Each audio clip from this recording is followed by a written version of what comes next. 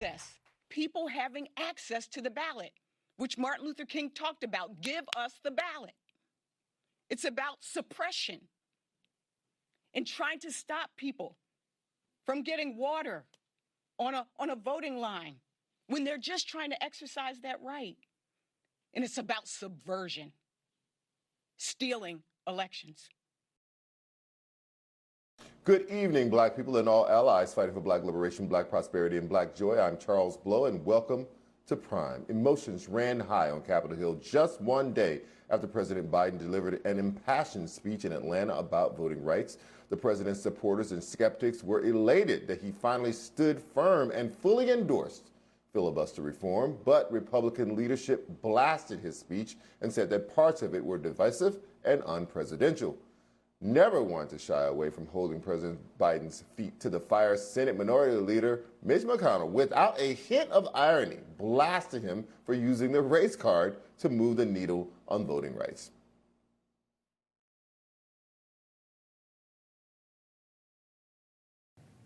A president shouting that 52 senators and millions of Americans are racist unless he gets whatever he wants is proving exactly why the framers built the Senate, to check his power.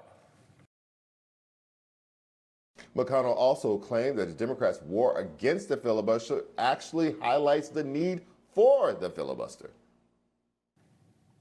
The smallest majority we've ever seen in our politics is trying to change the rules for how people get elected in every single state. That's just about the best argument for the filibuster you could possibly imagine. Biden is scheduled to meet with Senate Democrats tomorrow as he continues his push for voting rights and filibuster reform. Meanwhile, Senate Majority Leader Chuck Schumer is also standing firm on his vow to have the Senate vote on election and voting legislation by Martin Luther King Jr. Day, just 5 days from now. According to a memo obtained late this evening by the Associated Press, Schumer will use a shell bill to evade an initial Republican filibuster that would block debate on voting rights legislation. The shell bill involves amending an unrelated NASA bill to include provisions from the Freedom to Vote Act and the John Lewis Voting Rights Advancement Act. After the passage of the shell bill, Democrats plan to expedite it to the Senate, where they could start a debate on the bill with a simple majority. You can read more about this right now in my column, Biden Fully Enters the Battle to Save Democracy When It's Nearly Over, on nytimes.com. Joining us to discuss is Texas Representative Sheila Jackson Lee. Representative Jackson Lee, first I want to get your response to Biden's speech that he gave yesterday in Atlanta. Well, I certainly think for anyone that is literate, it was more than coherent and it was clear. I'm standing now for reform of the filibuster, and voting rights laws are the centerpiece of democracy. And as the American people and the leader of the American people, I cannot stand idly by any longer and be silent. I'm here to sound the clarion call that it must be passed, voting rights now. And now I want to get your response to Mitch McConnell's response to Biden's speech, when Mitch McConnell basically said that the invocation of race was problematic. He said that the comparisons to events during the Civil War and during Jim Crow in the South were also problematic and unpresidential. What is your response to Mitch McConnell's response?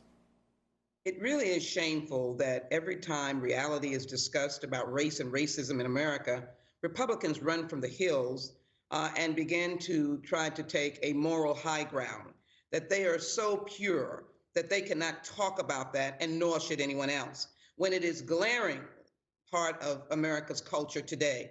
What does he think the big lie was about?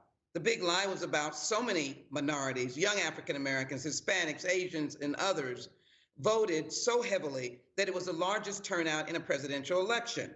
Race.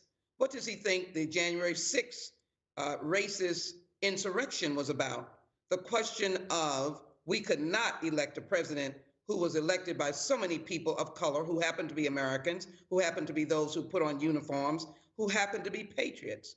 And so I asked the question of Mitch McConnell, if we have relieved or suspended the filibuster for 161 different times, why is it so precious now?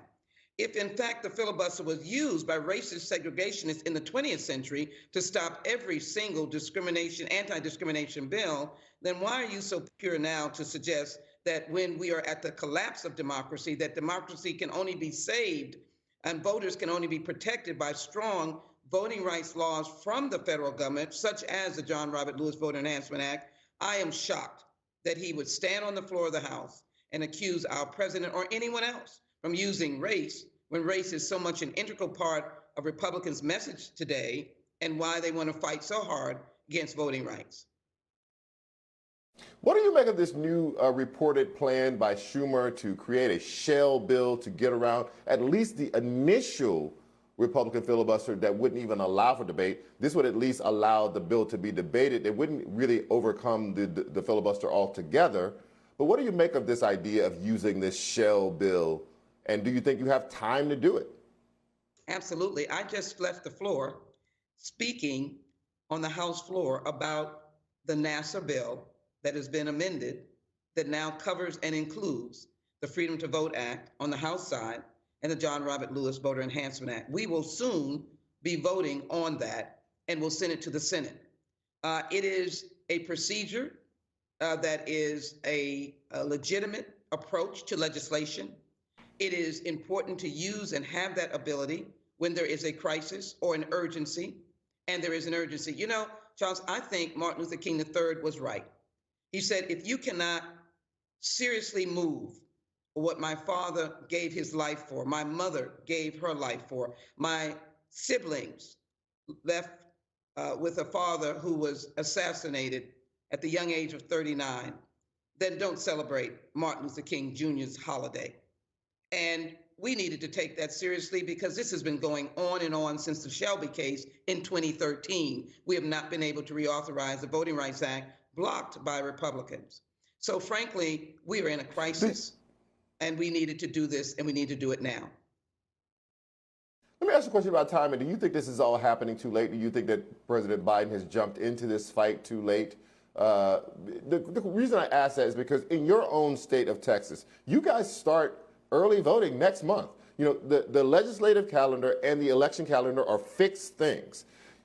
We can say we can debate something forever. We can say we can consider something forever, but there are calendars and there are ballots being printed for those early votes. What do you think about the timing of all this? Well, you know, I was already a victim of not having the John Robert Lewis bill. My seat was the first seat to be lost in the 2021 redistricting. I literally didn't have a seat, a congressional seat. My constituents didn't have a seat to vote for the person of their choosing. My house was in a different district. I was matched with another member of Congress. So I felt the pain. But let me just say this. Democracy sometimes and legislation is like sausage making. The timing could have been last year, the year before. But what we were facing is the continuous obstructionism, if you will, of Republicans. And the president made the point over and over again that he supported voting rights. He just made sure, as he said, that he was not quiet, but loud. We have the time for this to get to his desk and to become law. And I hope in the next couple of days, it will become law.